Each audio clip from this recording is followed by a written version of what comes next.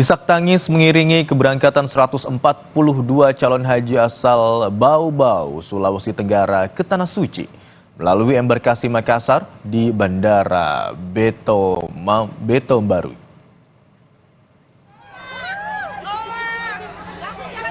Dengan diiringi tangisan, jemaah haji asal Bau-Bau ini akan tergabung dalam kloter 35 bersama dengan jemaah haji dari daerah lain. Menurut rencana, jemaah haji akan masuk dalam asrama haji sebelum diberangkatkan. Kepala Kantor Kementerian Agama Bau-Bau mengatakan 142 calon haji ini akan diberangkatkan dalam 2 hari ke depan.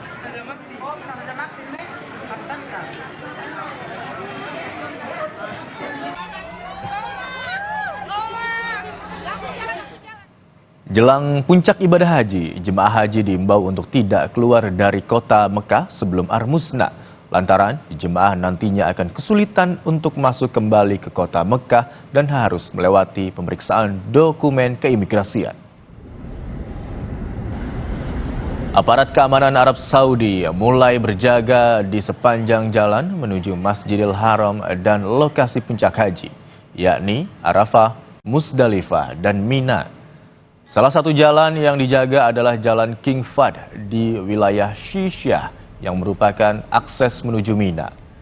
Penjagaan juga dilakukan di jalan menuju Masjidil Haram, di mana selain di dalam kota Mekah, penjagaan juga dilakukan di sepanjang jalan dari Jeddah ke Mekah dan dari Madinah ke Mekah, sehingga warga negara asing yang tidak membawa visa haji dilarang masuk ke kota Mekah.